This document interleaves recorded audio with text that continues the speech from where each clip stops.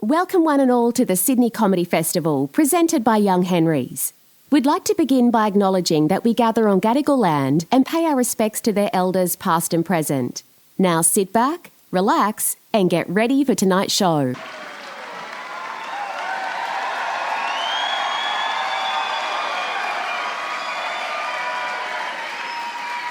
Well, hello. No.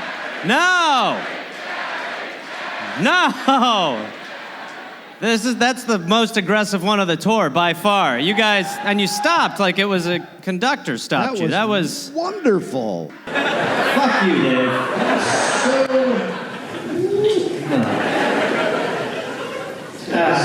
Hold on. It's Garrett. And no, listen to what I just said. Let me explain. Sir, it's a Welsh name. It's after one of the knights of the alternate round table, Sir Garrett. No, sir, shut the fuck up! Christ, are these mics on? No. Better. It's better. It's closer. I like it more. Garfy. No. We're too chance deep. We can't. I think this has started great. You are a real bastard. You need an alias. I don't want your input any longer. Well, I actually read the stories, so... What's that mean? How's the podcast going to go if I'm not doing anything over here? By the way, the stories is not that important to the show. It's like 10% of what this is. The show could happen without you doing the thing. I'd just be, you think I don't have a grasp of history and I can't self-start? Talk about the time Benjamin Franklin became the first president. And then had it taken away from him by reality. Yeah, so... And the list goes on and on. If you want more, I'll email you. Oh, I have a list. I have a long list. Of what? I don't know. Shit you got wrong. I read it every night before I go to bed. Dave started drinking gin and tonics from a can, so I don't know what your country's done to him, but he's not the same. We haven't been there that long. Let's go. But now he's canning gin and tonics. Yeah. See, we don't need you. I can do it. Here, listening to the Dollop.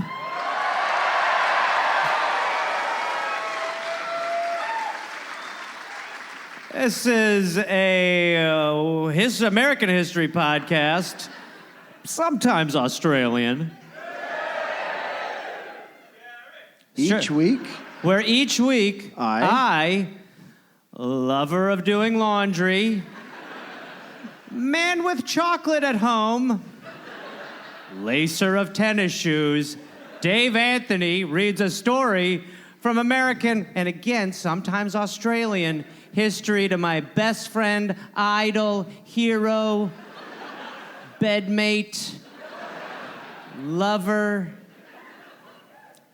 Deluded. It's not your turn yet, asshole. Best friend, Gary Reynolds.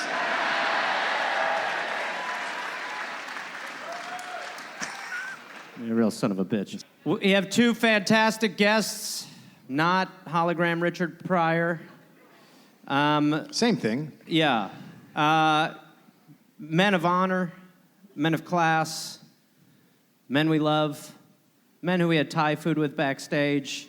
Old men. Fantastic comedians. Give it up for Will Anderson and Justin Hamilton, everybody. A four-guester. The rare four-guester. A four-guester. Wherever you want to be, baby. Finally, four middle-aged white guys to get their say. We're back. It was really a worry for a while. I thought this would never happen again, but we're back. It's good. I like that you guys are dressed like you came from 2 different continents. I am sorry about the smoke. I was just warming up that stage. If Justin gets cold, can he have your jacket? Yeah. Okay, great. Perfect. Thank you. That's okay. I'm going through an early menopause. I'm very warm, so I'm good to go. Whereas I like to dress like a pasta parcel. Under each layer I have chocolate, and if you unwrap me, you can have one. If you want to make that happen, invite me over. I would love it. All right, take off another of Will's leg. Ooh, licorice! Keeps giving. You can have your weird pants on or whatever. Well, just imagine how soft they would be. Put the stage chairs together, did a great job. I'm just a... No. They were like, he's creepy. What about the one butt cheek lift? Can he still reach? Fuck off. No, we're going to build a wall. We're going to build a beautiful wall. We're going to build a wall between... Like, no, I matrixed him. Did you see that? Yeah. Matrix on the $1.95 budget. June 24th, 1861.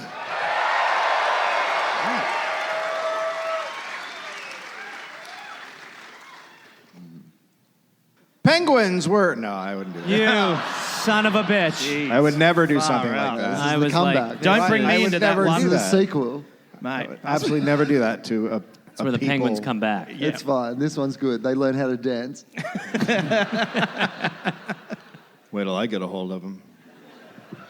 William Charles Wentworth. Fucking hell, is he behind us? What happened? William Charles Wentworth. Firstly, I will not disparage another William. It's professional courtesy. But WCW, this is like, I'm strapped in, motherfuckers. Was born on a ship off the coast of the penal colony of Norfolk Island. Do you know where that is? Yeah. Go ahead. Well, it's next left. to Southfolk, and it's a little left folk. Yeah. He was also given life by a penal colony, too, if you think about it. You better not be mean mugging me all night with my dumb jokes, sir. This is going to be a long show. It is an island between 2 places that are now known as Australia and New Zealand. Yeah, right, exactly. Yeah, Norfolk. William's father was Darcy Wentworth. He was a surgeon who, at one point, tried to boost his income by becoming a highway robber in England. Sure, yeah. Right. Oh. Makes sense. I've got a bit of a thing for this Darcy Wentworth. Doctor by day, robber by night. Come steal my heart, Darcy. He's about to commit the robbery. He's like, handgun, bullets, cock it, give me everything. Excuse me. Shoots them, treats them, shoots them, treats them. So he ends up charged with 4 armed robberies, and Darcy quickly signed up to be a surgeon in Sydney before he could be sent there as a convict. Right. So nothing's changed. That's how it still works. He gets in before the trial, Yeah. right? So he's on the 2nd Fleet as an assistant surgeon and avoids the whole trial thing. And it worked? So because he was a surgeon, they couldn't put him... Well, okay. No, he before they put him on trial, he signed up to go... I mean, that's bold. okay, That's gotcha, bold, right. by the way. We're going to send you to Australia. You can't. I'm going to Australia. But as a surgeon, not a criminal. Yeah. Interesting move, Yeah. Wentworth. Well played. On the ship, 17-year-old convict Catherine Cowley was chosen to be his, quote, sea wife. Right. You know what a sea wife is like? They're the best. Wow. So Sounds like a... it is like a voyage mistress, Wow. Yeah.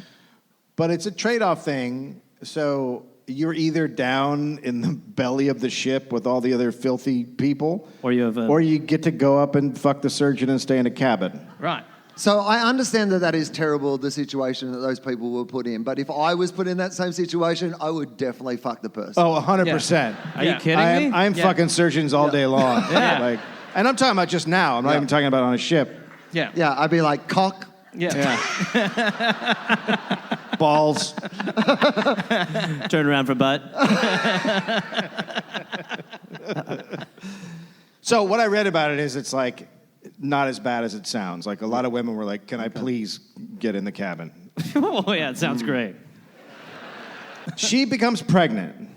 Ah, sea baby. Right. Sea baby. Yeah. Well, because from all the fucking. Right. And, Caesarean, is that what you mean? What? Caesarean? Cesarean? Oh, a sea baby. Sea baby. Yeah, I Right, didn't yeah. say cesarean. Right. Oh, sorry. Well, no, we're not even there yet. Just It'd be slow the us. fuck down. We Well, just I got don't her know. How long have they pregnant. been on the boat? I'm just trying to Get work it out out. already. They go. God, it's been minutes. Yeah. So after arriving in Sydney, the ship stops in Sydney, and then he's supposed to be stationed at Norfolk. So that's why they go to Norfolk. Gareth, So- do you know where Sydney is? Yeah. Yeah. Yep. Where is it? Boat ride away from Norfolk. Yep. Check it. So she has William on the ship right when they get to Norfolk. The baby on the ship. She held it the whole time. She was like, finally. The ship was named the HMS Surprise. Right. Well, that feels like a little fun game show for the people on the beach. Yeah. Wonder what we're going to get. A sea baby. So they live there for a while, and they have more kids. So they're staying together. They either like each other or they're just like, this works. Right. They ended up moving to Sydney in 1796, and Darcy soon became a wealthy landowner and a big muckety-muck. So he becomes a justice of the peace, a magistrate, a member of the governor's court, etc. Just a bunch of bullshit. Who cares? Catherine died in 1800. Oh, wow. And Darcy adopted William and said he was his legitimate son. So he's like, this kid is a kid that I actually made. He's my boy, not some... Well, that was really big of him saying that's what happened. Yeah.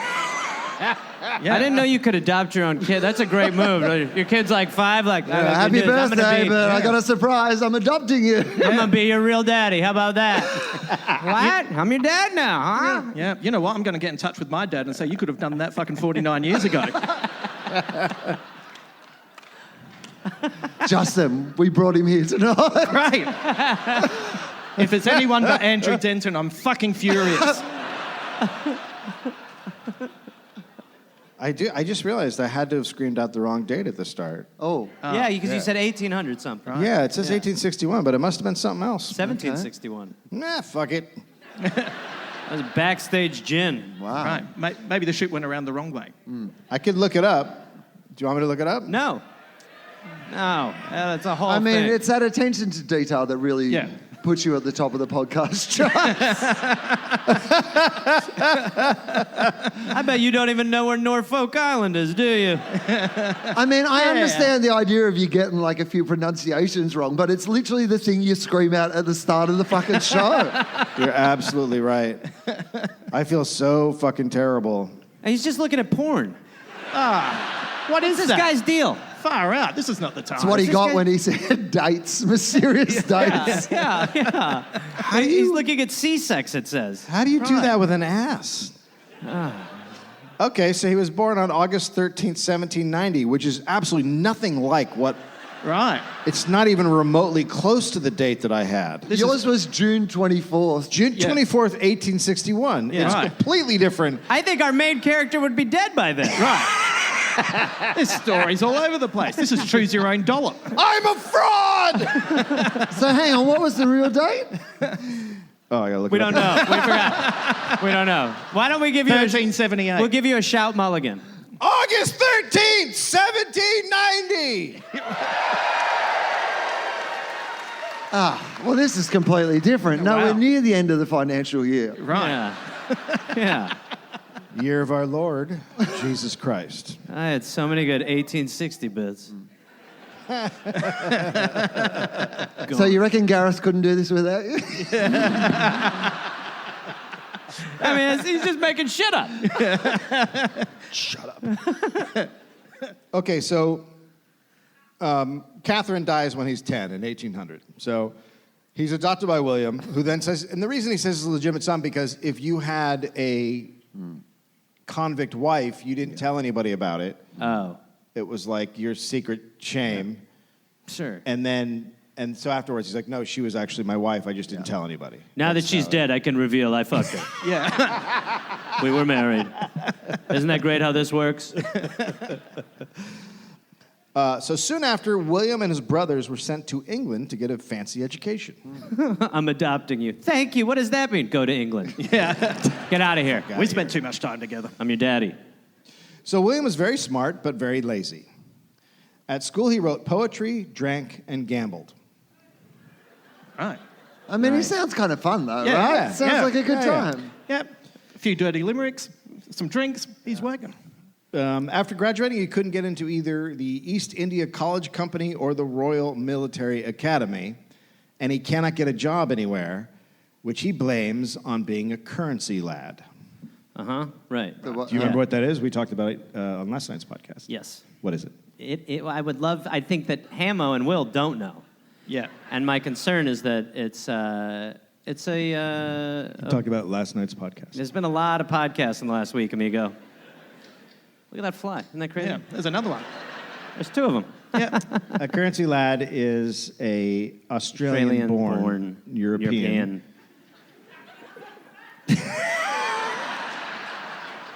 Did we just time travel 30 years and I'm at theatre sports? And it's just as bad. So the people who are British think they're above currency lads. Like if you're born in Australia, you're less than. Does that make sense? Yep. Still the same. Yeah. Nothing's changed. Got Yep. it? Okay. Yep. While many are ashamed of being native-born Australians, William is very proud of it. Okay. So he heads back to Australia because he can't get a job or into a college. Historian David Hunt, quote, William was a lump of a lad Wow. with coarse features and an unkept shock of ginger hair. Wow. His disheveled look was complemented by a cast eye that stared disconcertingly over the shoulder of whoever he happened to be shouting at. Right. It's like a sandpapered Humpty Dumpty with a lazy eye? Yes. Yep. Yep. William was With some clown hair? a little bit tuft of clown hair. William was an enthusiastic shouter with a voice like a treacle being poured down a foghorn. He would Hang on, use what got poured down the foghorn? treacle. It's it's like a syrup made out of like sugar. Or... This guy's just like, you ever heard anyone pour syrup down a foghorn? He talked just like that. I mean, it doesn't seem like the most relatable reference point. Yeah. Like, Yeah. what's that dude's voice sound like? Well, yeah. Yeah. I don't know. Like, You ever treacle? seen anyone put ketchup in a bullhorn? Yeah. You have one of those voices. Yeah.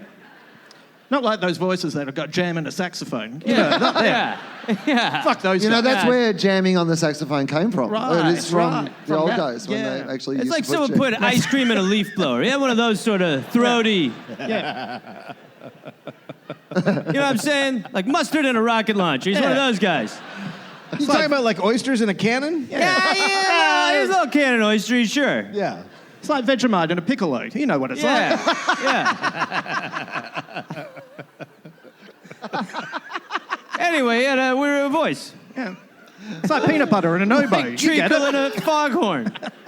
It's just like that. Yeah. Yeah. Shouty, but real syrupy. Yeah. Yeah. Yeah, in a Yeah. syrupy Yeah, I get shout it. voice. Yeah. A bit echoey too. There you go. Yeah. He's trying to tell us something. Yeah. What's going on, boy? He should speak up. All right, settle down, pal. Right. Jesus Christ, that's a nightmare. The quote is still going on. I love this guy still describing. Okay. What else? He would use this formidable instrument to harangue any person foolish enough to disagree with him. Yeah. So he's a yeller, and he's got a walleye and a tuft of red ginger hair. And Yeah. Yeah, but he's got a... anyway, keep going. soon after arriving, William won the colony's very first horse race on one of his father's horses. Oh. Governor Macquarie appointed William acting provost marshal. He was the first currency lad given a senior colony position. Now, hang on. Did he get this position because he won the horse race? Nope.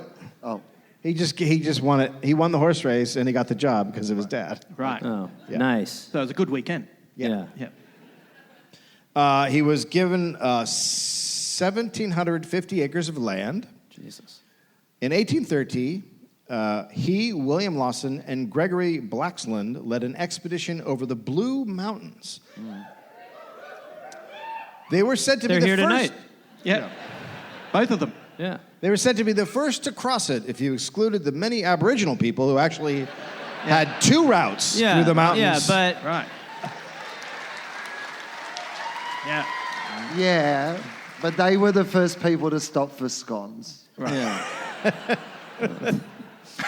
They were the first people to ignore that history and declare it hadn't happened. Yes. Which And is really- and take the hardest way over. Right. Yeah. While Aboriginals are probably like, there's a fucking road. We Yeah. gotta. Yeah. Is there any syrup? I'm so thirsty.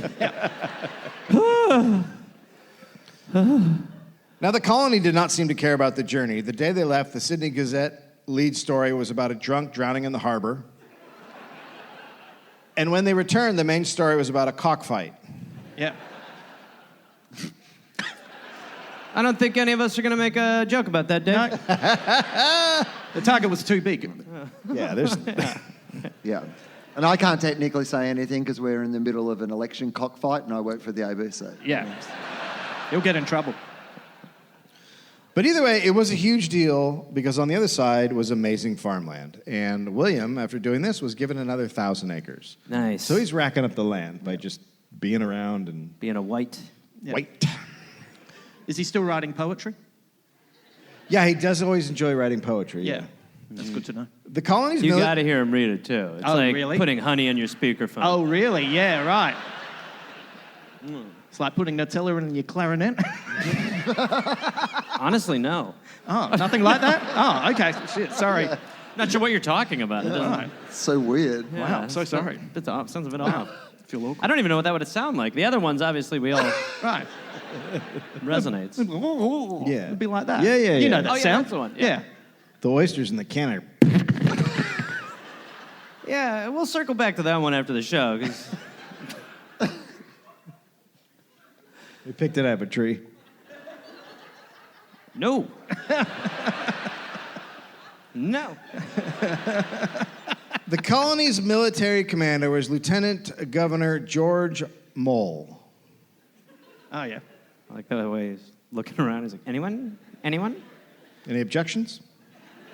It's Mole. In 1815, a poem was published accusing him of backstabbing Macquarie. David Hunt, quote, of being fat, money-grubbing, anti-emancipist, bigot, and drunken lech who couldn't tell a proper joke. So it's a... So hang on, is this Wow. like the early version of like an Eminem style B Rabbit Yes. diss track? Yeah, Where totally. someone's written a poem calling out. Boom, boom, boom. You've had one shot, one opportunity. The colony offered a 100-pound reward for the name of the poet. Suddenly, William decided to go to London. Interesting. Yeah. Interesting move. There, he sponged off friends and relatives in London and went to law school. He vacationed a lot, saying it was for health reasons. Well, which it yeah, wasn't. no shit. That's everybody's reason. He'd be like, I have to go spend 6 weeks in Rome because I. Ooh, I'm gassed. Yeah. But and then he realized people would let him stay in their apartments and stuff. Okay. So people were paying his way to do that, and he eventually became a barrister. Now, A barista. how do you guys? Barrister. Which way do you guys ruin it? So, Yeah, no, I it's thought that's what you barista. said. Yeah. Yeah. Are you guys talking about the people who make coffee? Yeah. No. You're talking about the court people, right? Yeah, the court people. Yeah, no, Yeah. barista. Yeah. People are. He eventually became a lawyer. But what type of lawyer? Right. Coffee. Right. Sheep. John MacArthur Jr. let him stay in his apartment in Paris, and then he became close with the MacArthur family. William told his dad he wanted to marry MacArthur's daughter and set up an Australian dynasty, quote, for the future respectability and grandeur of our family. That's why you do it. He wants to set up a future dynasty? Well, if his family marries into the MacArthur family, it's going to be a giant, serious. So it's real love. It's real love. Yeah. But John MacArthur was not into ex-convicts and told William his daughter wasn't going to marry a convict's bastard. Ooh. Well. Now, he didn't know exactly what that meant, but from this day going forward, William would have a burning hatred for all things MacArthur. Right. Okay. And he didn't know what it meant. I don't like the tone of your voice. You sound nothing like syrup in a foghorn. Well, he didn't have the whole story about his dad. Right. Right. Well, did you not remember that bit where he got adopted? Yeah. In 1382. You know, that's... Is that why my dad adopted me? Makes sense. So William was, the whole time he's grown up, he thinks his dad's like a fancy, rich guy. And then he learns otherwise when an MP tabled a pamphlet calling Darcy a convicted highwayman. So this is the first time he learns about his dad. Okay. And William says he wants a duel. Nice. But then he backs off when he finds out that he actually was arrested for being a highwayman. But then the MP apologizes and says he's sorry, he didn't mean to call him convicted. Right. It was just a highwayman. Just a highwayman. Yeah. So he publishes a book in 1918. It's the first one by an Australian-born writer. It's an argument for New South Wales to have a free government, jury trials, and a free press. So MacArthur is fucking pissed. Of course. MacArthur's like, what is this shit? He said that a representative government, quote, would seal the destruction of every respectable person here. He was right. But to be fair to him, that's what Wentworth thought before he realised that he wasn't one of them, right?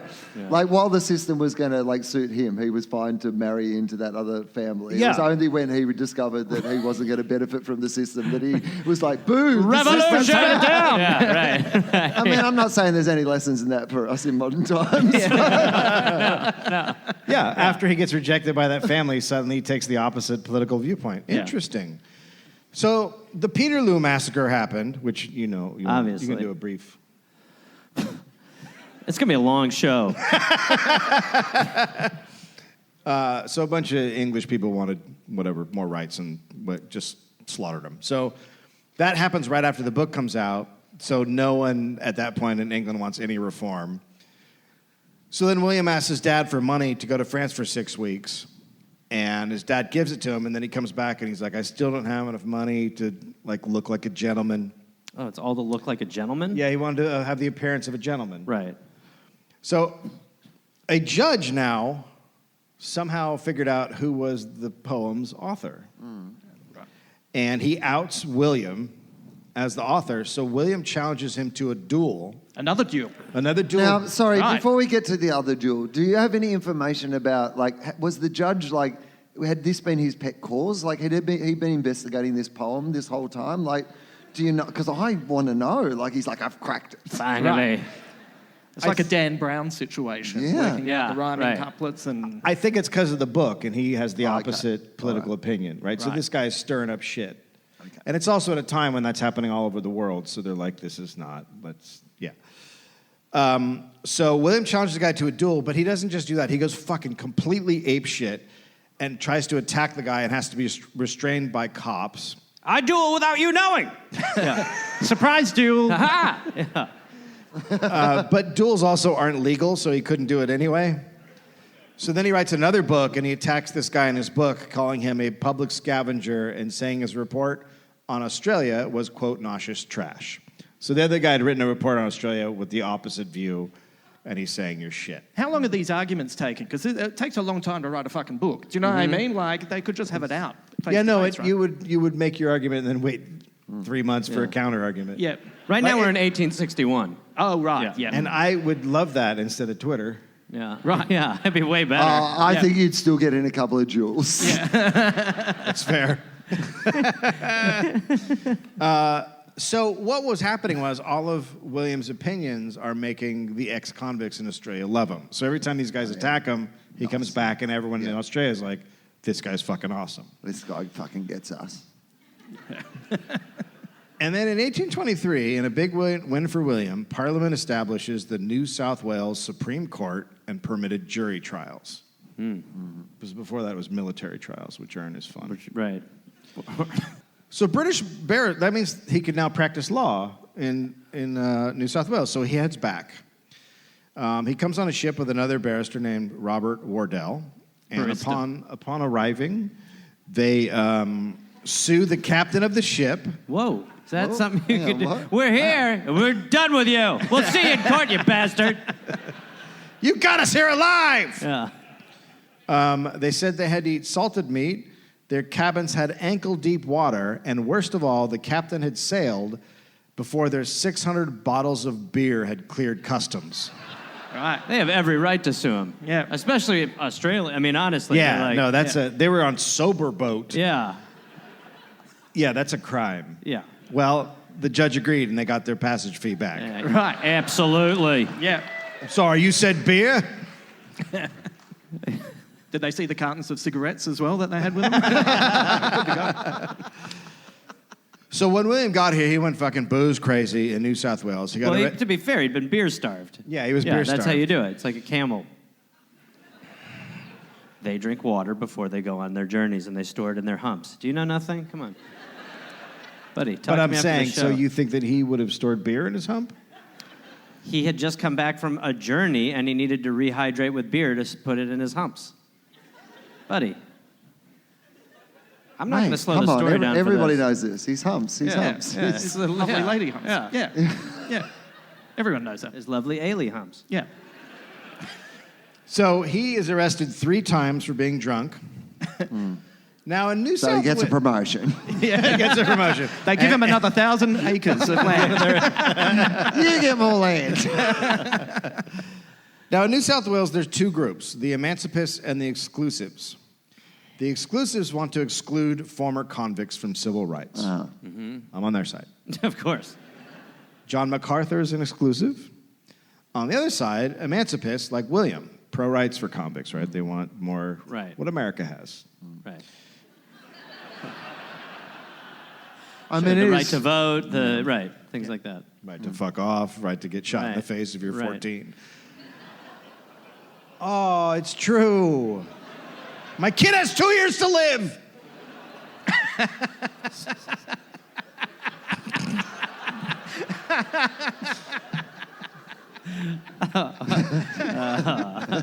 Welcome to the comedy show. God, if that happens, it's going to be weird. I like how that's your first thought. You're like, this podcast won't age well if my son gets that happen to him. I'm just about to adopt him, too, so this is super awkward. Oh, my God. But it would be so the most downloaded podcast in history. Jeez, Dave, stop talking. Holy fuck. What's happening? What if this is the one that Heather listens to every 6 months? She's like, so...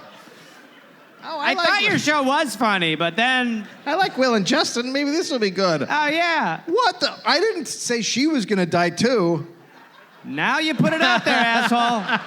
I'm just going to link her to this one. Heather, this one's worth it.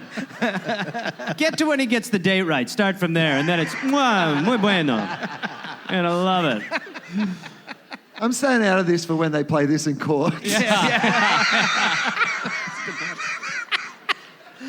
Just Dave sitting in a box, just like Johnny Depping it, like, Yeah. Will vaping coming in. You'd want to be the lawyer who gets to ask him what date it was on, though.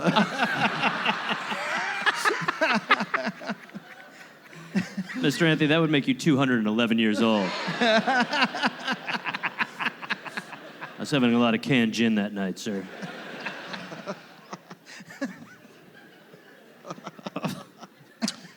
MacArthur called emancipists, quote, renegade Jews. Jesus. Wow. Renegade Jew. I mean, it sounds fun. I don't know what's like. I mean, if someone was like, "Hey, we're going to go to the after party," the Renegade Jews are there. I'd be like, "I am Renegade fucking there." Jews? Yeah, fuck yeah. Shopkeepers, renegade Jews, shopkeepers, Americans, and a man who had married a convict woman. Very specific at the end. Yeah, a man who had married renegade Jews to like that guy. Yeah. And a man who'd married a convict woman, Tambourine Sal, who made a living singing and dancing in the country fairs. He was talking about Lawson. He was like, that guy married a tambourine lady.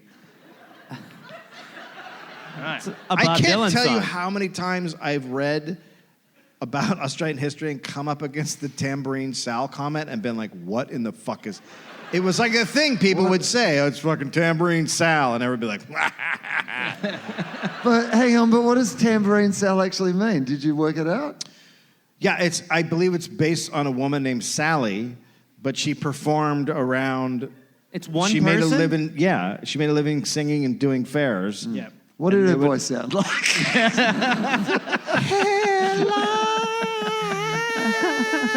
Like an angel whispering through leather.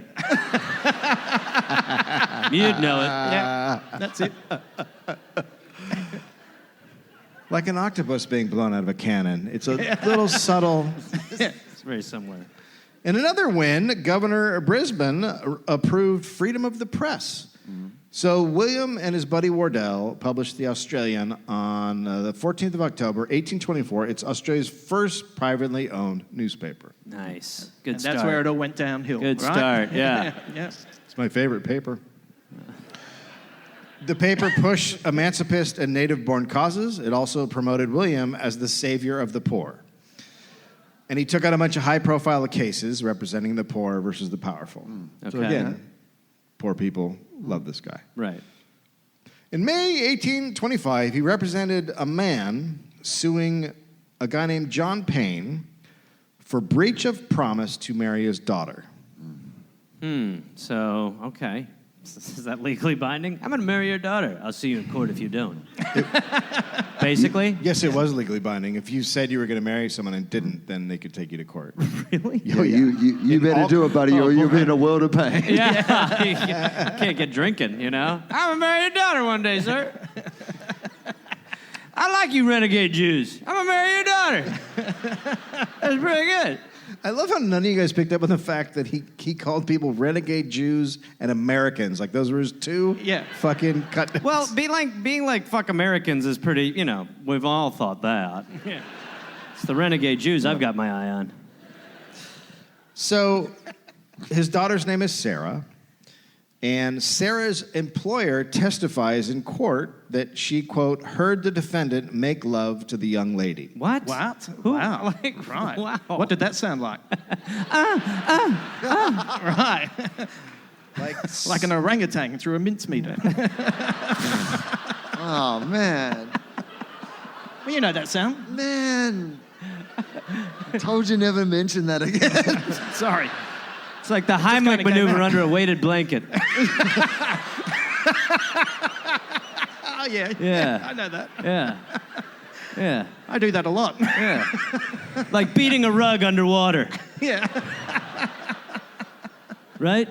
Yep. Yeah. It's like fingering a fish without a license. Yeah. Yeah. It's like struggling to get out of scuba gear while calling out a lady name. Denise! Yeah.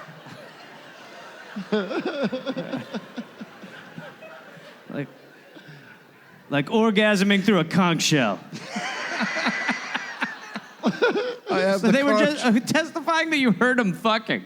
I heard them fuck, Your Honor. All right, interesting. That's great. That's good testimony. Can I go further with this question, ma'am? Yes. What is it? Can you mimic the sounds? I mean, it sounded like it went on for a while. Touch and your then, nipples. Touch your nipples. It happened real quick. Go ahead and rub your nipples. Huh? Go ahead and rub down below a little bit. Permission to leave the witness box? Hold on, I'm almost done. I'm confused as to who the lawyer is. Yeah. Can the jurors ask questions like this? Permission to treat my dick as hostile. Permission denied? How does it work? The stenographer was like, Sorry. groaning and groaning. A lot of parentheticals in this one. So, after Payne had sex with Sarah, people testified that he had sex with 2 other women, and William. All these people are testifying. Like, that he's like fucking a lot of. I want y'all to come in and watch. Make sure this happened. If that's cool with everyone. Did they I'm all looking for some cucks. Is it the same sex or the different sex that they're all testifying? They've covered off all of it. It's different. Yeah, he had sex with 3 And women. people, and Right. all of the times, You're not- people found out about it. Yeah, you're not. Yeah, you're not. I mean, I guess well, if you have. You know, he wants to be caught. Yeah. Do you know what I mean? Like, you can hide the second or third one. Yeah. Yeah. Like, what did it sound like? Well, it sounded like there was like a syrup in a foghorn. That was him for sure. Yeah. That's how he. That was him. When he finishes too, I hear it's kind of like syrup in a foghorn. Yeah, see, way to ruin a fun bit, man. Wow. I think we could still get some mileage out of it, Will. Come on. Don't ditch it. Killed that early, too. We still got some show left.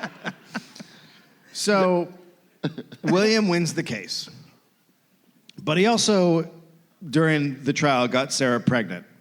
Right. Well, Man. that's That's unfortunate. not the smartest defense. Yeah. Well, let me go over your testimony one more time. Yeah. We have to end this trial before September. But he doesn't want to marry her, so Sure. Who got that impression? he moves He's her. going to adopt the shit out of that kid, though. Right, so he moves her onto the estate, and she has the kid. So now William, at the same time, is working his way into respectable society. He helped found the Sydney Turf Club. Sure. He was on the Bank of New South Wales board and pushed for low interest rates to help the people, which led to the bank's holdings falling from £123,000 to £4,000. By the way, I think that we just have to go back to the one person who wooed interest rates being low. Yeah. Which is a real indicator of the level of home ownership in Australia. Yeah. Yeah. It's them. That's the person. By the way, a lot of people are like, "What's your address?" Woo! I thought he said something different. On the house. So the government had to bail out the bank, but the low interest rates made the poor people love William even more. So now he's the top defense attorney in New South Wales. In 1827, he successfully got a soldier acquitted of murder by arguing he could not be guilty of killing an Aboriginal man named Jackie because crimes committed by or against Aboriginals were not subject to British law. See, it's it's real hard to get behind this guy. Like, It's been a couple of times where I've tried to jump on board, but Yeah. Well, as soon as I knew he wrote poetry, I was out. So, it's Yeah, but I've now learned- this stuff. good instinct. I've learned that a number of times. Where I'll be like, "This guy's awesome," and then Yeah. Dave's like, "He killed his family." Yeah. All right. All right. Have some more land. After he set that precedent, that same year, another Aboriginal guy named Jackie was sentenced to death for killing a white guy. Oh my God. So it works one way, but not the other. Jesus Christ. That's great. If you can imagine. Yeah. No. Yeah. William's father died. Pretty quiet. Yep. William's father died in 1827, and he started drinking. I'm unadopting you. You weren't really my boy. So William starts drinking heavily, and the Gazette called him, quote, either a little cracked in the upper story or downright mad. Little crack. I mean, I love in the that upper a little story. cracked in the upper story is the good option of the Just a little cracked. just a little cracked, man. Things are also not going well with Sarah. She refused to register him as the father of their second child. Well, how's he going to adopt him? Yeah. It might have been because he had another kid with the wife of a friend who had run off and left her, who he also put on a house on the estate that he owned. That's the problem with that much land. Yeah. He's like got 8 families. He's like, Yeah. don't worry. fine. Well, I'm going to go on a trip for a while. You won't see me. He just goes 1,000 acres, and he's like, Sally! Hello! What are the kids' names again? That's right. We don't have any. Oh, I'm just kidding. Let's get someone in here so we can fornicate. A witness. Yeah.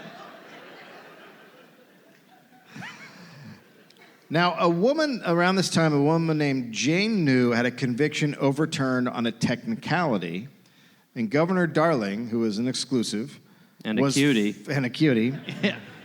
was furious, and he revoked her assignment, sending her back to the female factory.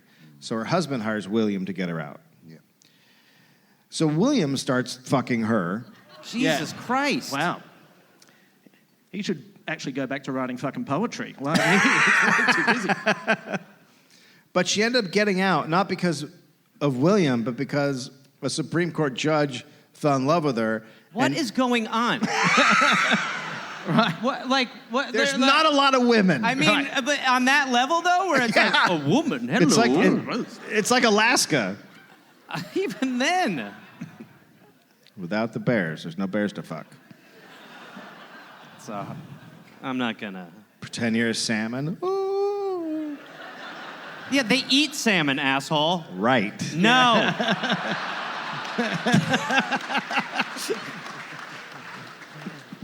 That's a why they big swim. one. That's why they swim upstream, trying to get away. So, That'd be great to see in a nature documentary. Yeah. Here he is grabbing the salmon. Oh dear, I don't know if we should be filming this. I'm hibernating. That's a great joke. There's a guy over there just like refusing to stick his dick into salmon unless it passes high things, and like, who's that? John West. He's high standards. oh, the sound when you put your dick in a salmon. All right, Dave, keep reading, baby. So the Supreme Court judge forges papers to get her out of prison, Good judge. hoping she'll elope with him, but instead she moves onto William's estate. Yeah. So she Well, does she- get out, and then the judge is like, there's a caveat. And she's like, no, not really. He's like, oh, okay. Yeah. Damn it. But she only stays on William's estate for 3 weeks, and then she bails on all three dudes, right? Her husband, William, and the other guy, and just goes to Australia alone. She's like fucking Nice. idiots. Smart. So when it comes out, Sarah, it comes out now because of all this is getting attention. And it comes out Sarah had lived briefly with William, and he said he didn't know, Jane. He said he didn't know she was there because he was sick in bed the whole time. That's weird because normally when he's sick, he goes on holidays. Right. Yeah. Yeah. Yeah. So now Sarah's pissed because this is all getting out. So William decides to back out of public life and fix his relationship with Sarah. Oh, okay. And he marries her. Okay. Finally. Uh-huh. So there's a bunch of anti-government fever going on, obviously, and bushrangers are being seen as men who are fighting poverty in the convict system. They're like fighting back against the powers that be. Okay. One was John Bold Jack Donahue, who stole from the rich. And he was killed by a posse, and then a folk song was written about him. But Darling made it illegal to sing the song in pubs, which made it more popular. Right. Right, yeah. It's like explicit lyrics. So singers would just change the name from John Donahue to John Dowling, and then Darling got mad and passed the Bushranger Act, which increased punishments against bushrangers. And the law also required people to show ID to cops, but if you're native born, you didn't have ID. So if they ask you for ID and you're a native born Australian, you'd get arrested, and then they'd have to take you to the place you were born, hoping someone would recognize you. Right. What? Wow. Wait. Hold on. Excuse me, sir, do you know this man? Yep, okay, cool. We're done. Yep. That's good. All right. You're free to go. I don't live here. Oh, well, neither do I. What a dumb Should law. move in. Oh, yes, I saw him come out of his mother right over there under the rock. It's the fucking craziest thing that I've It's a heard. nightmare Yeah, for everybody. It's a logistic nightmare. Like if you're like a cop, you're like, please say you have ID. I don't. Oh, fuck, we're going to Darwin! We got to swing by my house. My wife is going to be furious. He doesn't have ID on him, so I'll see, like, it'll be like 5 months again. I thought he had ID. It's a really bad law. Should probably just be able to sing the song. It's fine. All right, goodbye. Bye, Daddy. Goodbye. It's been so great to adopt you. All right, this guy and I are going to go hang out for 5 months to see if anyone knows him in his home. This, like, even as I'm saying it, what the fuck is with this law? Daddy? Yeah. Why don't we just have IDs? Because he's born here, so he doesn't have... Look, it's really... You're little and... I'm old and don't get it, so it's just crazy, but we're going to, like, midnight run it together for a little while, I guess, and... That's an old reference. Yeah, like I said, I'm older than you, Yeah. so I have access to these. That was way before I was born, that movie. Yeah, I recognize. Look, I don't even have time. I'm going to go. I have to go with this guy on a road trip montage movie. Does that help? Yeah. De Niro was like a young man. This is like so weird that I'm just going to go. Yeah. Bye. Bye, yeah. I mean, I guess it is a weird concept that two men would travel a large distance together to see if anyone recognized them. Wow. Just... Wow. As we were having that fun, Will was just like... Wow. Spraying a hose through a sheet on a washing line. That's it. Putting a ping pong ball in an open alligator mouth.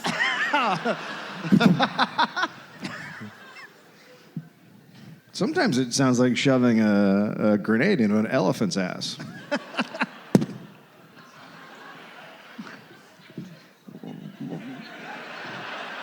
Why are yours so horribly violent?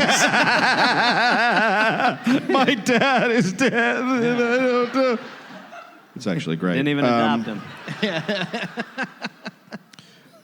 So, God, where were we? 1861. Oh, people and IDs. People and IDs, that's right. So more and more people are becoming bushrangers, and William almost gets killed one time just outside of his home. Just one time. Yeah, but the gun misfired. Right. But Robert Wardell is killed when he tries to arrest 3 bushrangers who are committing a crime. Turned out to be a bad idea. Right. So 2 soldiers, at this point, 2 soldiers purposefully steal clothes so they will get kicked out of the military. And Governor Darling has them stripped naked, and 14-pound collars are put on their necks, which keep them from straightening their bodies. And then they're left out for days, and one dies. Jesus. And then the paper started attacking Darling, so he goes after the press. And editors have to register that they're editors, and the papers are being taxed. All papers are now supposed to be sent to the Colonial Secretary's office to be vetted. But then William finds out that no one's actually collecting they're just sending the papers there and no one reads them. They just sit there in a pile, like a newspaper. And so he puts that information out there, and the Colonial Secretary is embarrassed and calls William, quote, an infamous blackguard worthy of his birth, being the son of an Irish highwayman by a convict whore. Jesus Christ. Wow. They really came fucking hard. Yeah, that's like... That's the Colonial Secretary. I mean, they do come hard. They always have. They don't mess around. So at this point, Darling tries to banish repeat libelous, and that was it. The British government fires him. They're like, we're fucking done with your shit. Like, Good. this is crazy. Right. How the British government comes out saying, like, the reasonable one is really fucking crazy. So Darling leaves, and when Darling leaves, William has a huge fucking party. He has an ox, and these 6 sheep are roasted. There's beer for all. 4,000 people come to a party. Wow. Historian David Hunt, quote, Wentworth, shouting and laughing with a bottle in one hand and a bottle in the other, was carried above the heads of the adoring throng.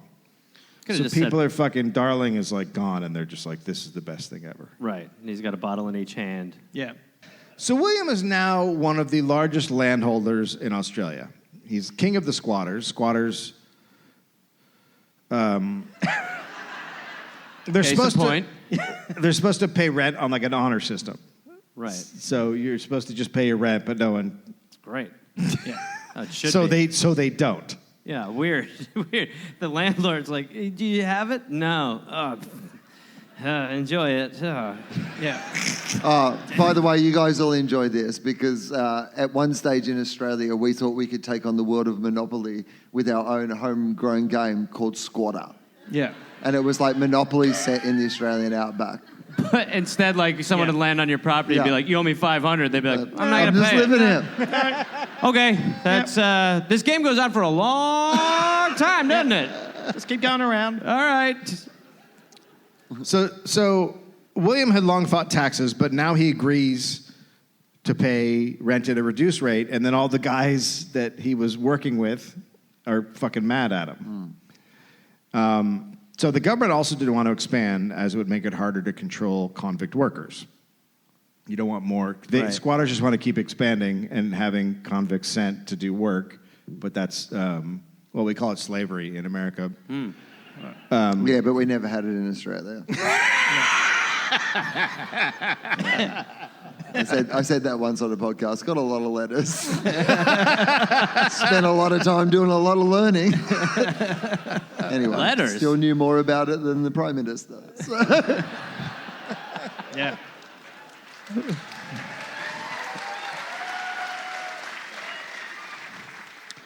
So squatters want to keep expanding. The government's like, we don't want to keep expanding because of the convicts. So Williams fought a long time to exclude solicitors from the court, so barristers could do all the colony court work.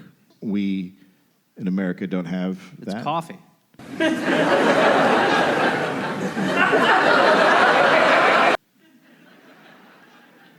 Solicitors they don't argue in court? Is that the difference?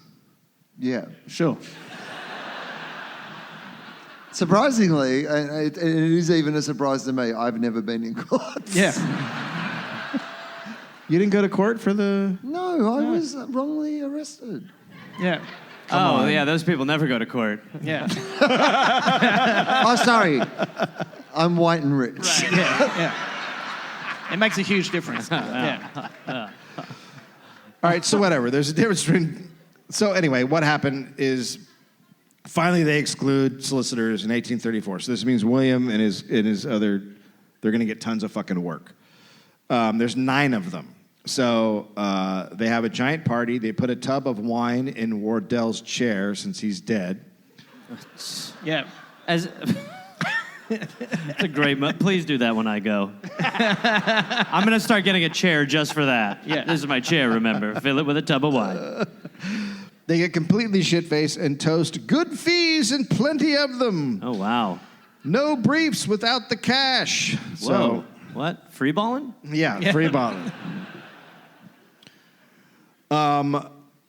So William now, he's fucking loaded at this point. So now he thinks the rich should decide how government money is spent. Oh. Yeah. Here we go. Okay. So he's really... Yeah. It's weird. It feels like, maybe not... His political more- opinions constantly aligned with his circumstances in life. Yeah, it's interesting.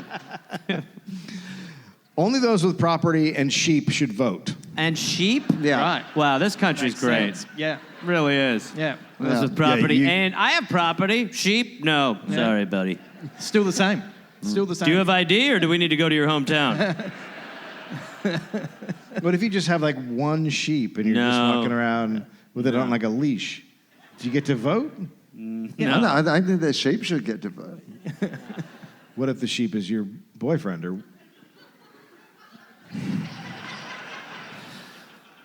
I mean, most of them aren't boys. Like, I mean, you'd know if it was a boy. They're quite distinct from the other ones. Oh, I'm not a farm boy. I grew up in the... Is that I mean, true? I don't know. Yeah. Like, if you want to fuck a male sheep, it's like a ram, which I guess makes sense. Yeah. Yeah. But I'm fucking it. Oh, okay. Yeah. Well, he said Yeah. He Good said for if you. wanna What are you fuck going it- for? If you want to fuck it, Yeah. that means Yeah. I'm fucking it. Yeah, no, yeah. We're Well, not. I'm sorry. Do you have or be another fucked arrangement up. in Yeah. mind? Well, Mate, then it's a I'm- ram. So you want a I'm not, name? mate, I'm not here to kink shame you. Whatever you want to do. However you want to do it, but that's a dangerous position to drop your pants in front of a ram and be like, Yeah. Just to be clear, this is sexual. The ram's like, I have one gear right now. Yeah. It is not bang time that way. Dave gets turned on by wool. It's always been. So the poor, he thought, should have no say. Quote, ignorance and poverty went together. Jesus, man. Wow, it really is just how it works. I mean, It's never- at this least is nothing never Yeah, stopped. it never Yeah, it's changes. never fucking Second, stopped. you're like, I'm for the poor. You're in government. You're like, this is pretty good, actually. Fuck that. Yeah. You people need to elect someone who represents your values. We did. I don't know. Access is so great. So his low opinion of the poor carries over into his home. In 1835, his butler led a mutiny. Wow. Wow. A land mutiny. Grab the salad forks. Yeah. I mean, a great day to be a newspaper headline writer too. With the butler did it. Yeah. They stole William's schooner and Yeah. tried to sail to New Zealand. What? Oh, That's a weird mutiny. Like, just Right. kill him. Yeah. Oh, thank you. Oh. When caught, the butler said, quote, tell Mr. Wentworth that if I had not gotten away, I would have settled him in another way. Yeah, do that way. Poison was found at the house. Poison him and then get on the Right. schooner. Yes. Yeah. Definitely go in that order. He obviously You don't- read it back to front, right? Yeah. You Yeah. forgot about the poison. Damn it. No, Did you we gotta- poison him? Well, let's go back. Yeah. Yeah. Boat around. I don't know what to say. I stole it. Boat around? It's called a U-boat.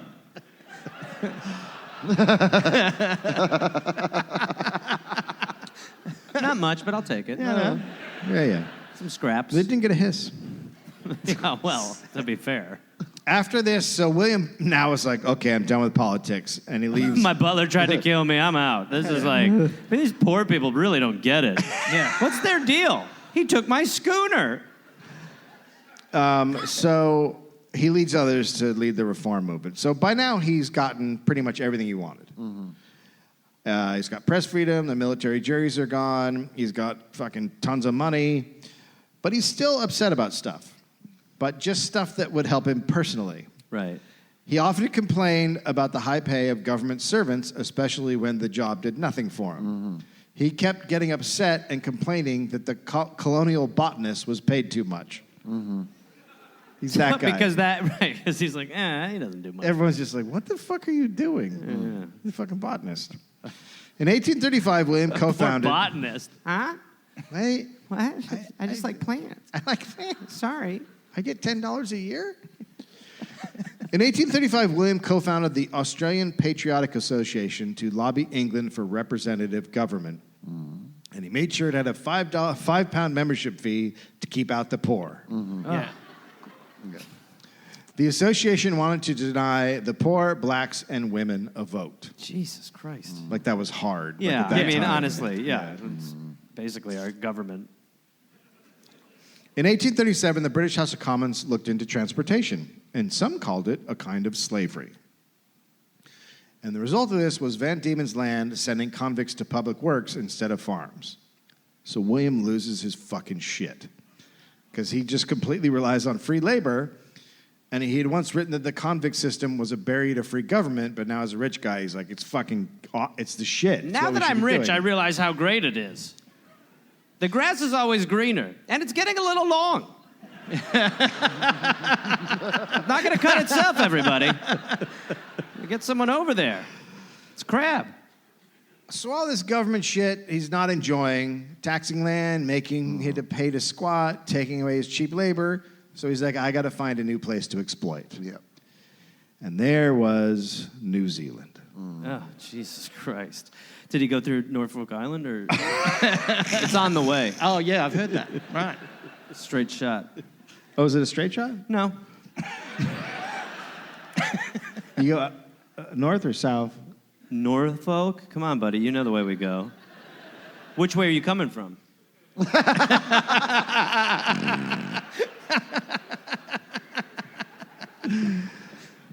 So, It's close. so people had started buying huge plots of land for nothing from the Maori, and William bought 100,000 acres in 1838 and 1839. Jesus Christ. I mean, it's I just... mean, like, it's a lot to buy, but when you hear the price was nothing, it seems like unders. Yeah. Why not have 200,000? Well, he wasn't greedy. And now missionaries in New Zealand are getting worried about all the land grabbers buying land because they're buying it with guns. And the Maori are using them to kill each other. Maori.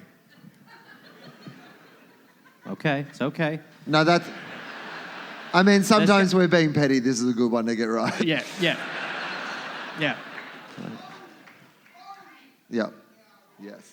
What just happened? Let's Yeah. all calm down. Dave's going to challenge a lot of duels. Yeah. What was he yelling? I don't know what he was He just yelled the same thing other people had yelled? No.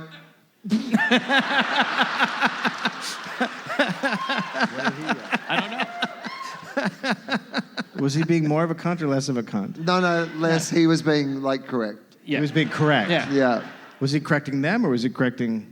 Well, they were closer than you were, but he was right Much on. close. So yeah. he's right over them. Yeah. Yeah. Hey. So they were wrong? So if I say it like they did, I'll be wrong and he'll yell at me? Yeah. Yeah. You yell again? No, you're all good, Dave.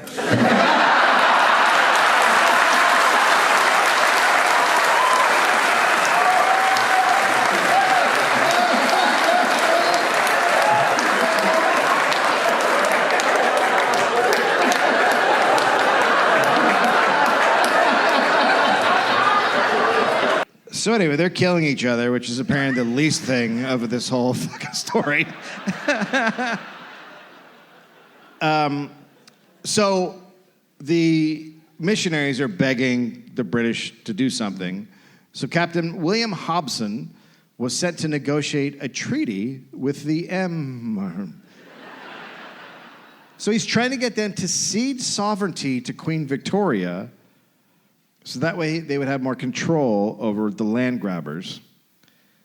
And then purchasing land from the native people would not be guaranteed. So it's like a end around sort of weird. It's kind of hard to, it's like whose side am I on right now? What if nobody takes their land? But that's not an option. Right. Yeah, of course. So, Oh, yeah. Do you have ID? They're like, oh my God. Oh my God. Get the schooner. Oh, yeah. We were born here. We don't need it. Well, unfortunately, you don't understand the law of your land. White people. so William hears on New Year's Eve that his 100,000 acres might be gone. Oh my God. What will I live on? All that other land? So four Maori chiefs, worried about a large gun for land sale that they hear about, they come to Sydney trying to get the Queen's protection, and William acts as their attorney. I've got this. Yeah. Hello. You need someone like me in your life. So, yeah, he acts as their attorney in negotiations with the governor, and I think our attorney's horrible. afterwards he has them sign a deed which gave him and the captain who brought them over pretty much the entire South Island of New Zealand. Wow. Fuck. Fucking hell. So they're like, finally, we're going to fight the system. And he's like, you don't have any land anymore. So, damn, judge. Puh. Anyway, I guess I get all of that. Oh, the system just fucks you and fucks you. Speaking of that, I made one of your ladies pregnant while she was here. I have a witness. If need be. And he gave them 200 pounds. Oh, my God. Don't eat. I mean... Unless the end of this sentence is of cocaine. Of diamonds. and annual pensions between 20 pounds and 10 pounds. And for that, he got 20 million acres. Oh my fucking God. I know. What a fucking deal. Yeah. Yeah, right. I mean, how many what? fake wives and babies can he hide? Yeah. I honestly, he's gonna be like, by the way, I need this. I have 1 million families. This gives me a little breathing room finally.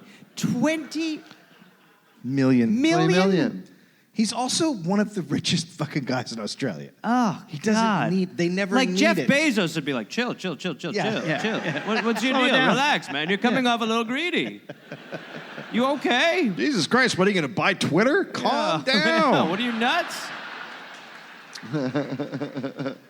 By the way, though, he absolutely would have been great on Twitter, this too. Yeah. Oh, my God. Like his tweets would have rhymed. Yeah. It's like... So he tells them not to tell the governor about the deal until they had signed away their sovereignty to the queen.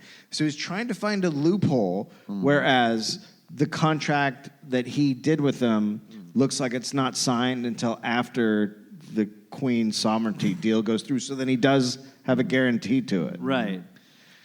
It doesn't sound shady. No, not at all. But the governor finds out, and he's fucking pissed. A treaty is signed with hundreds of Maoris. It says spam. That's not the right word. It was not in our inbox. How were we to... It lapsed. But just hundreds of the tribes signed this treaty. And Queen Victoria has sovereignty over New Zealand and guaranteed the chiefs exclusive and undisturbed possession of their land. Okay. And they could only sell land to Britain. That's great. So she's like, yes. We think it was so unfair. We've finally seen the light. No. But you could sell it to us if you like. That would be lovely. Actually, if you... There you are. Sign that. Lovely. Smashing. We own 20 million. Don't you feel better? So that a bill was introduced to erase previous land buys that were unfair to the Maori. Well, not all of them. And William was pointed out as example number one of the most horrific fucking person. Right. And he tries to argue that they should be able to do what they want with their land and sell it to whoever they want. They should be legally allowed to be ripped off by a white man. That's what he's just like, well, I should be able to rip them off. Come on. And then it turns out the governor found out that he'd gotten them drunk before signing the contract. Well, Right. oh, come on. And it's a contract in English, so I didn't even know what the fuck it said. Well, then why was he was like, just to be safe, I'm going to get him hammered. Yeah. Covering every fucking base here.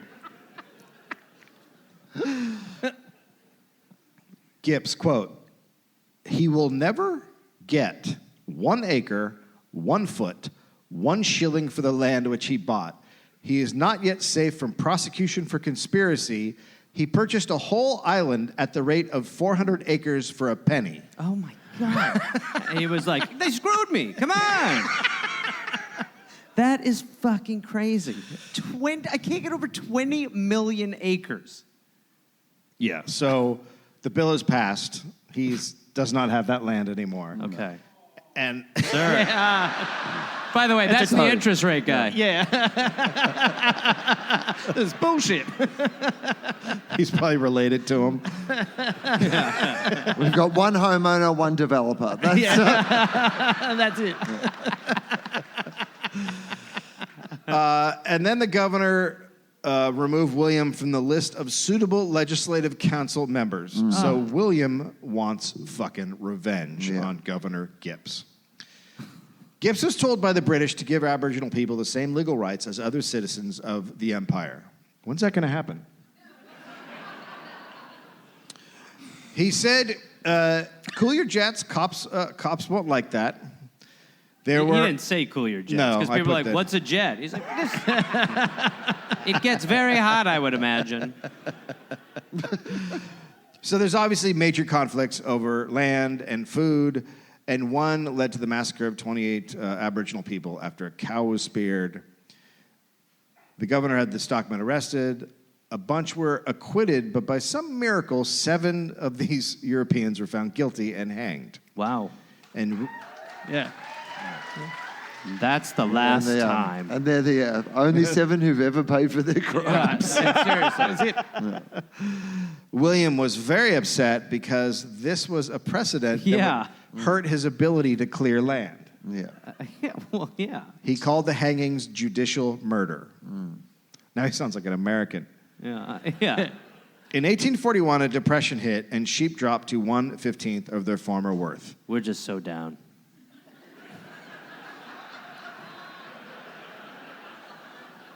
We don't even want to grow anymore.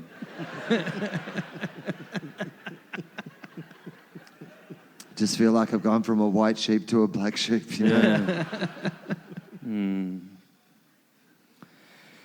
Not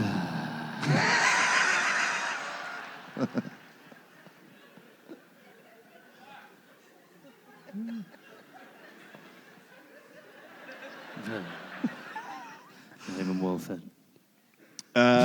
William is obviously a little worried about this, and so William and the other sheep owners turned their flocks into basically soap and candles. Oh, good God. What the fuck? What? The sheep are like, wait, what happened? So we're done. Don't worry. We're not.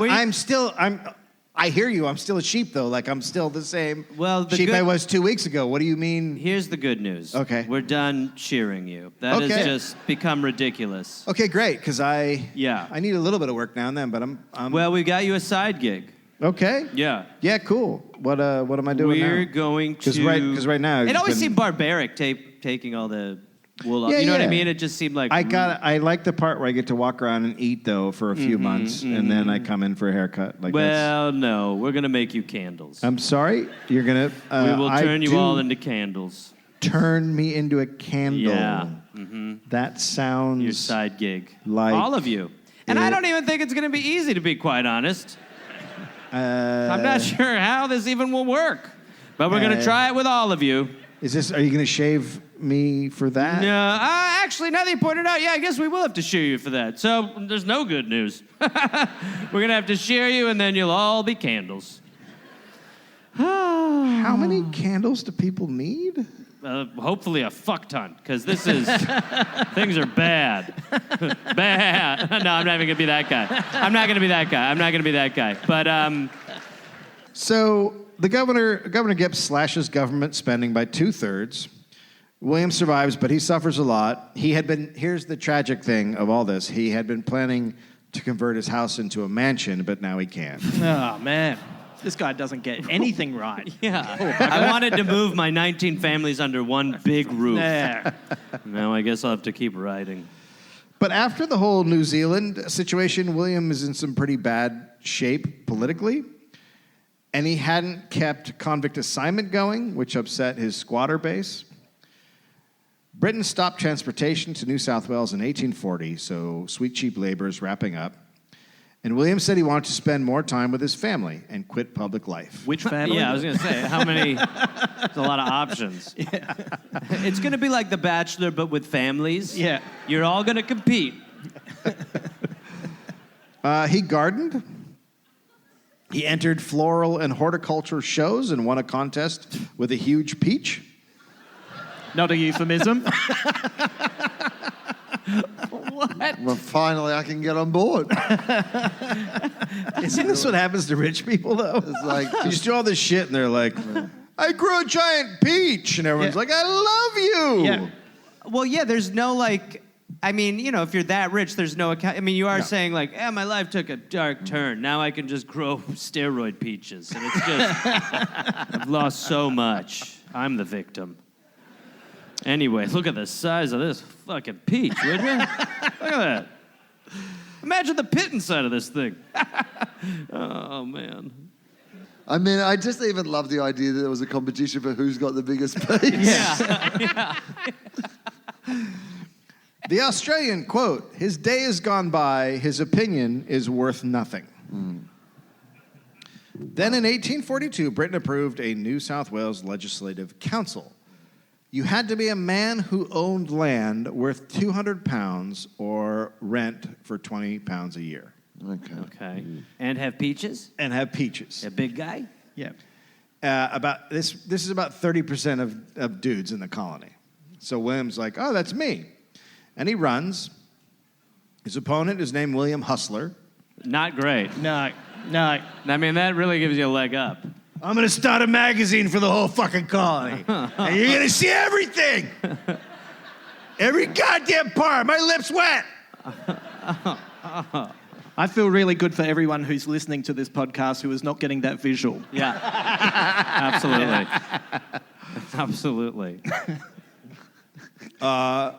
And William Hustler went after William for being a Cooley immigrant supporter. Yeah.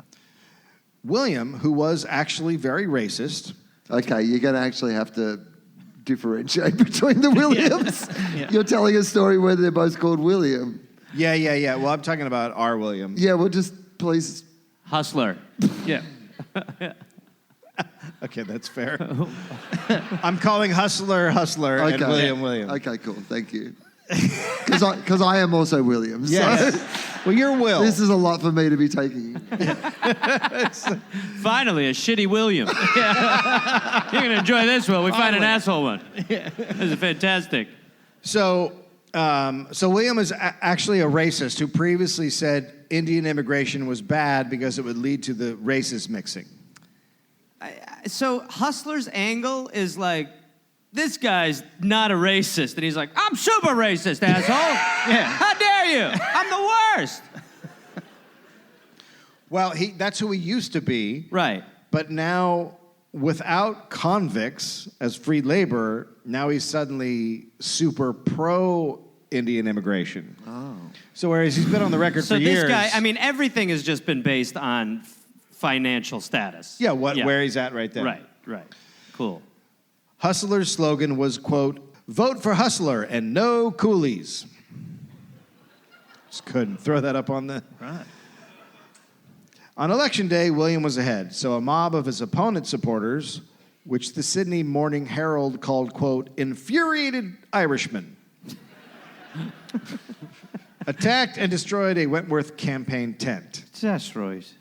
Now, the guy who was running William's campaign tent was a whaling ship captain, so he had his guys attack the Irish with harpoons. What the fuck? What just happened? Wow. Wow. Jeez. That is the original that's not a knife moment. Oh, my God. We're not going to run away from folks that got harpoons. Run. Hang on, is that oysters?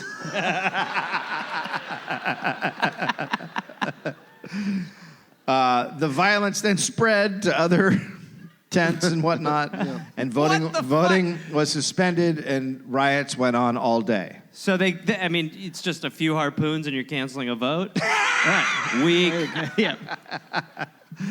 One person was killed. That's it? But boy, was he killed. They But harpooned my the shit out God, of you've him. never seen someone killed like this. This guy got fucking killed. God, he looked like a voodoo doll. He was like,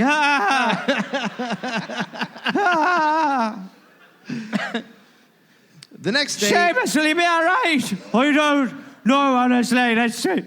I made harpoons deep. You're going to live, mate. I highly doubt it, honestly. Not feeling great.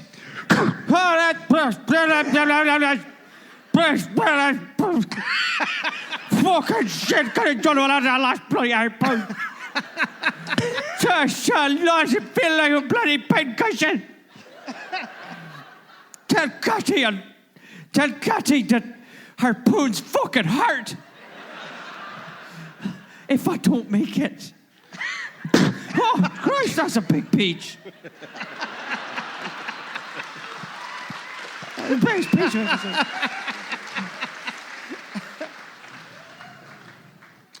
So voting resumed the next day. We should throw harpoons at some of the other guys. It's so funny when this guy gets it, though. He's losing his mind. I love they just go back to voting the next day, like a horrible harpoon event. Well, didn't yeah, take someone was place. like, did we figure out a way to figure, and some guy put up a sign that was like, no harpoons. We should be good. Yeah. No, I think this will probably fix it. no harpoons within 100 yards of the polling station. Yeah. But everywhere else, they're fine. Because you don't want to just get rid of all harpoons. No. Freedom. Yeah. You're not taking away my harpoon. I should be allowed to go in a restaurant with my harpoon strapped to my chest like a freedom-loving American.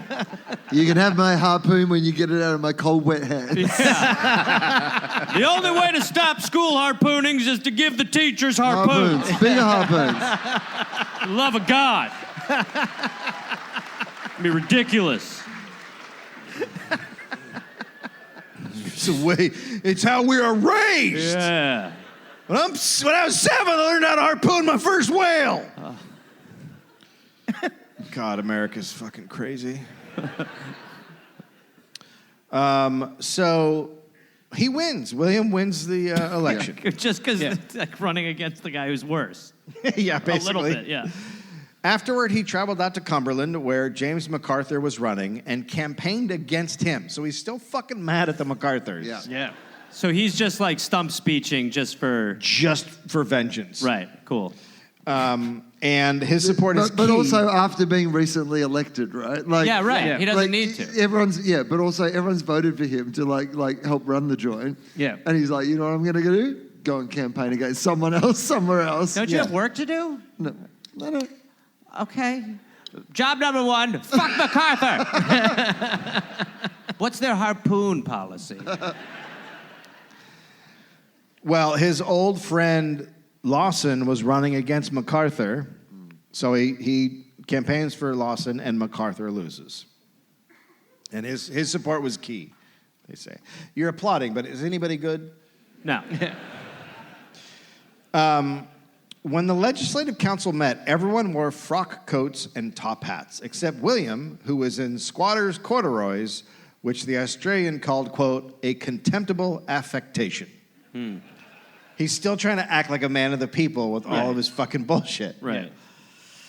William was an opposition leader against Gipp's government, and he introduced bills to help squatters during the Depression, capping interest rates and allowing squatters to mortgage their sheep. What? What? You never heard of a sheep lease? Yeah. What the fuck? He argued that England had once allowed mortgaging of human beings. Yeah. Oh, great start. Yeah. Yeah. But unlike property, sheep. It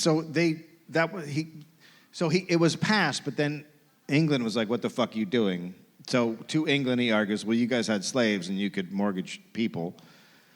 And then, but unlike property, sheep break legs and could be killed. So Britain vetoed the mortgage your sheep thing.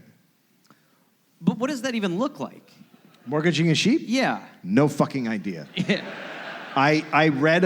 You would just pay like a sheep fee, You put and then you some like get down. the sheep, and then some guy's like, "Hey." You put some down. Right, you on a put that sheep. down payment. You get it. You go to the bank. Right. And you get a sheep loan. Right. And then you pay the farmer for the sheep, and then you pay the bank. Right. Monthly And then eventually fee. the banker's like, "This is a subprime sheep loan. This will be fine." And then there's a big Shillip Boone payment. Yeah, right. And then you're like, "Oh, I lost my sheep." Yeah, and then nobody from Wall Sheep gets prosecuted. Right. Yeah. Right. And they come and they foreclose on your sheep. That just means they pick it up. It's called fur closing.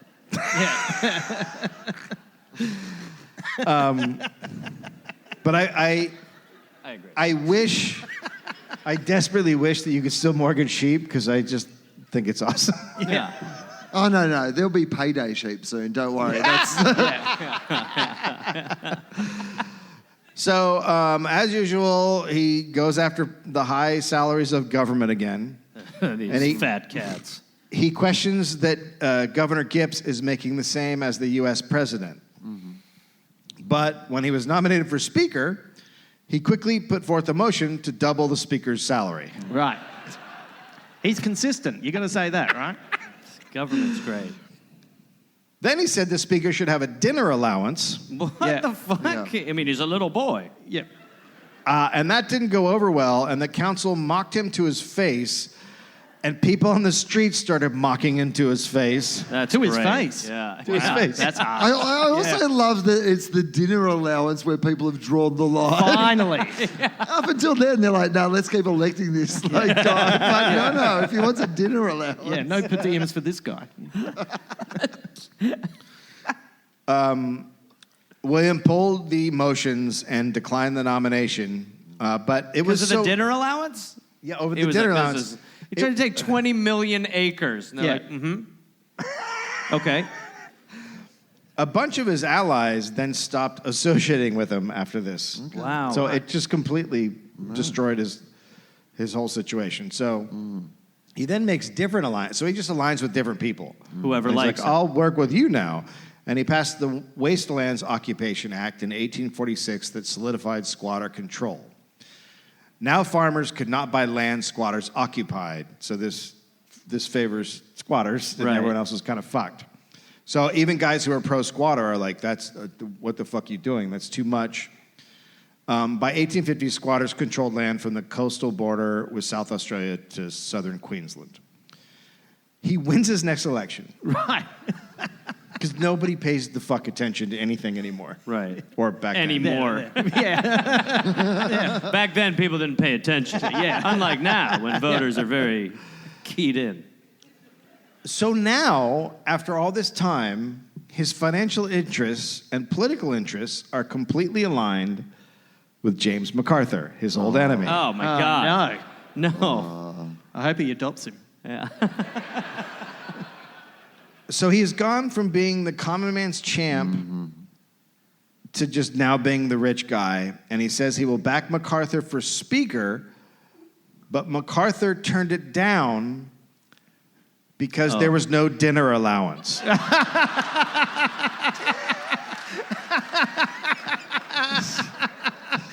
Dinner allowance seems like a real sticking point. Yeah. So he was a really poor guy who was a champion of the people, and then he made money, and then he lost connections with the poor people, and then he made connections with the rich people, and then he'd lose connections with them, and he'd just keep moving around. And in the end, you thought, what the fuck is going on with this cunt? So essentially, he's the original Dave Hughes. That's what's going on there.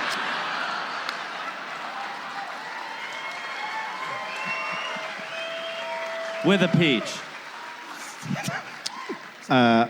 I'm going to stay. I just got back. What happened? Sorry, I had to go to the I'm bathroom actually- for a minute. Yeah, I you know were that gone won't for- work for you guys, but people listening at home was not there. Didn't That was even so hear quick. it. You were Don't know gone what for happened. literally 35 seconds. That was amazing. Yeah. For a guy with bad Just had hits, a he really moved quick quickly, way. didn't he? Yeah. It's nice to be back, though. Oh, by the way, I meant to bring this up before the show. Is there a dinner allowance? As an American comedian, I stay out of international comic warfare. And international comedy in general.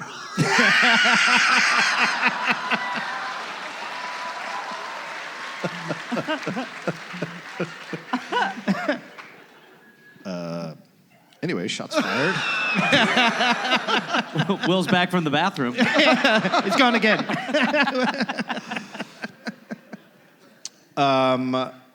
So William still wants to break away from England, but now he wants to set up an Australian aristocracy. So Governor Gibbs pushes a bill to allow Aboriginal people to give evidence in court, and William's furious and he fights it, saying, I don't think that should be allowed. That, for no reason.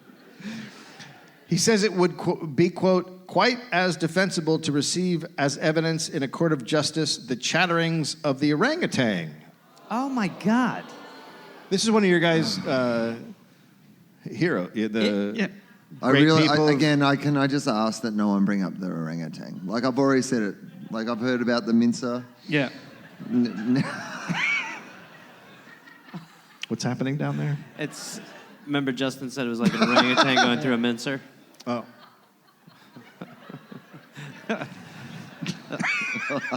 Is this person like an Australian hero? Well, but don't do right winger. Like, would ScoMo be like, he's a great man? He's absolutely not an Australian hero. We absolutely did not name an electorate that our former Prime Minister represented after. Yeah. That didn't happen. Definitely didn't happen. Definitely didn't happen. Yeah. And that electorate certainly isn't an electorate that favours the most wealthy Like, and absolutely rich people and never landowners. Yeah. Thank God. Yeah. Yeah. And I That'd know be that because crazy. that's where I have to vote. But Well, to be fair, we didn't do that in America either. Yeah. Yeah. That's cool. Good for you and us. That's awesome. So, Gibbs' bill to allow Aboriginal people to give evidence in court is defeated. Months later, the owner of the Kangaroo Creek station poisoned seven Aboriginal men, and the only witnesses were other Aboriginal men. Because William stopped the bill, they could not testify, and the killer God. walked. Jesus Christ.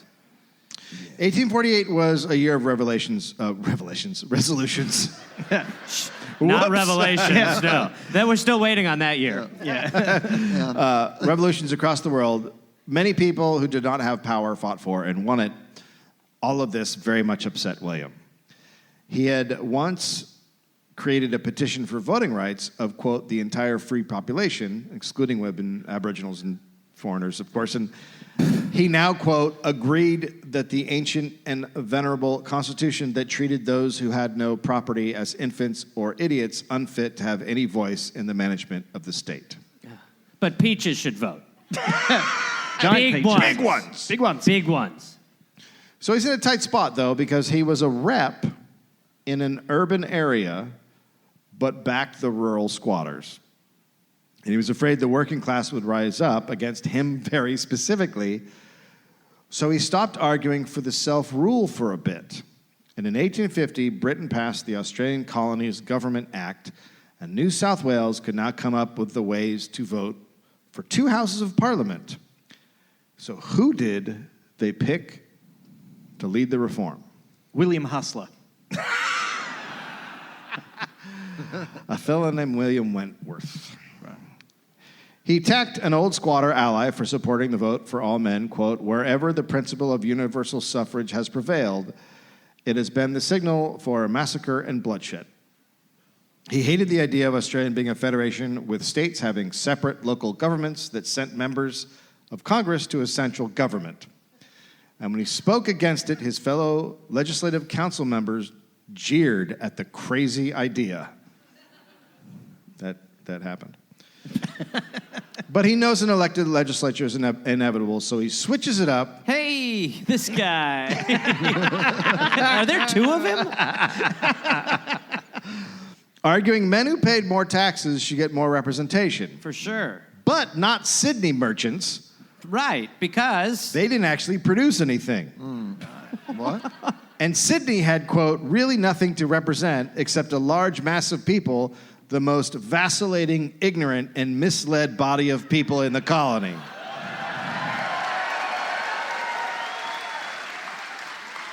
Yeah, you know what? But look at that water, bitch. A lot of pride. A lot of pride. Obviously, this means he's done as a representative of Sydney. On what grounds? He wanted to be on a reformed legislative council that could veto the Assembly's law. And his idea, as the leader of the reform, was for a council made up of squatters with inherited seats. Only those members who could serve on future councils, William Wentworth was basically offering nobility, which is what his old enemy, John MacArthur, wanted. So it was like sheep kings and their sheep princes ruling from a House of Lords for generations. You would just pass down your seat to the next kid, and that would be the government of Australia. Right. Based on sheep ownership, essentially. Ownership. Which is kind of what it is, anyway.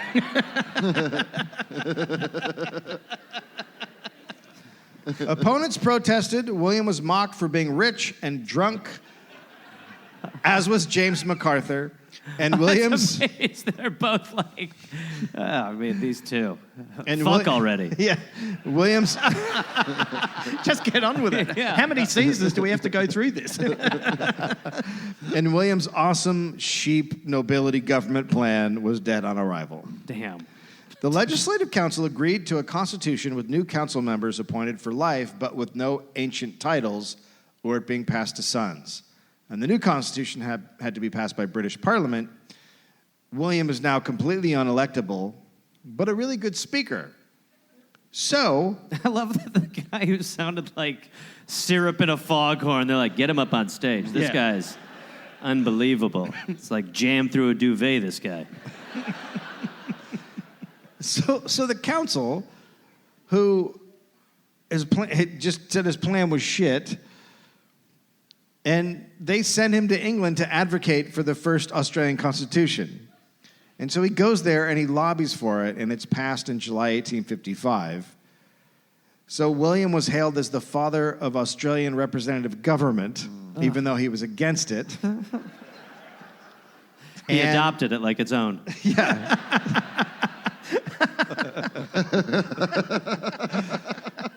And he stays in Britain. Yeah. Life doesn't go well. His daughter died, and then his son. His son went insane from chemicals and batteries that he was developing. What? Okie dokie. Hey, right.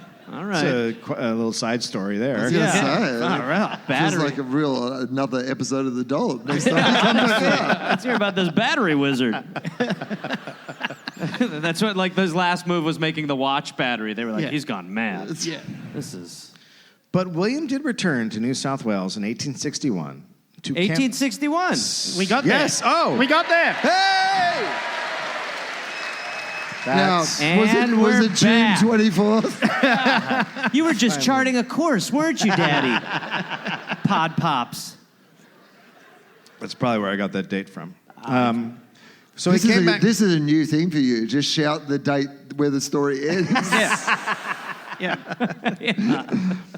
So he comes back to campaign for land reform and an elected legislative council.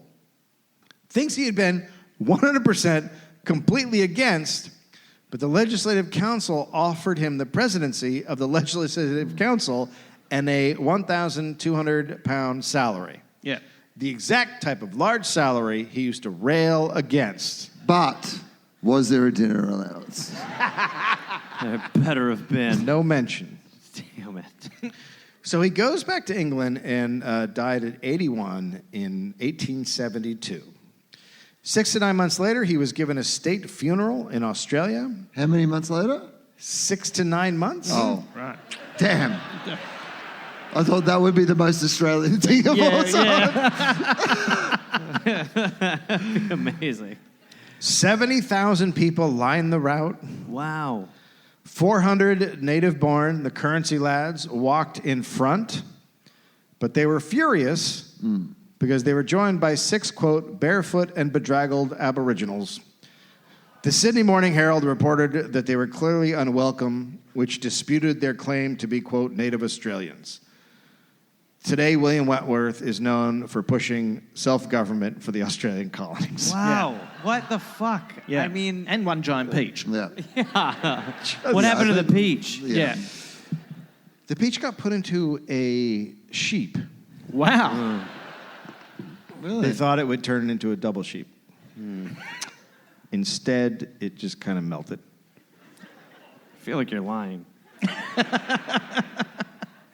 The sources are Andrew Tink's William Charles Wentworth, Australia's greatest native son, and David Hunt's True Grit. Jesus Christ. All right.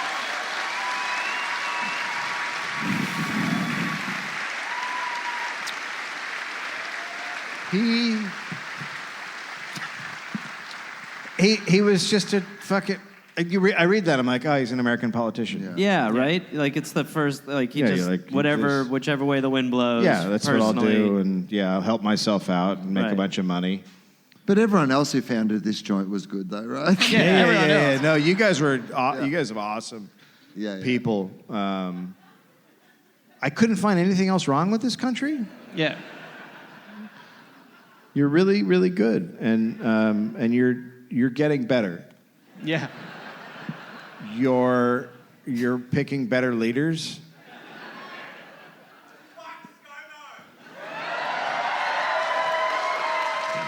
Sir. Well, that's inappropriate. Sir. I'd, Our elbow wouldn't be wrapped that wasn't comprehensive in Enmore, I would have thought. Yeah, it is weird because I think like you deal with such evil politicians now that you just forget how awful people have. I mean, this dude is just the fucking worst. Yeah, is just all based on personal position, which it is now. And money. How much fucking money did he need? I know. It's like that's the thing. It's so psychotic. They like the fact that he tried to own a New Zealand, and you're like, wow, what do you 20 fucking million need? acres is just like. Look, here's the one thing I will say. Obviously, it was terrible that he conned the native people out. Well, he didn't in the end, so this was why. Yeah, but he did for a minute. But he was like, there were 2 that's days a where sto- he was I like, mean- fucking A. That's a story to tell for the rest of your life, the day that you fucking bought half of New Zealand. Oh, yeah. Right? Like, do you know what I mean? Like, if you're at the bar in England talking about, I invented the Constitution in Australia and also once owned, for a brief minute, half of New Zealand. Yeah. And then people are like, that's the greatest thing you ever did. You're like, you got to see a picture of this fucking peach. I got 2. You grow peaches this size, you need some land, buddy. Let me tell you, you don't grow peaches this size and need, 10 million acres. That's bullshit. Plus, I got 8 families. I'm a living nightmare. I've adopted 19 of my own children. Thank you, everybody, for coming out. We appreciate it. Give it up for Will Anderson, Justin Hamilton. Thank you. Thank you. Bless you. Bless you.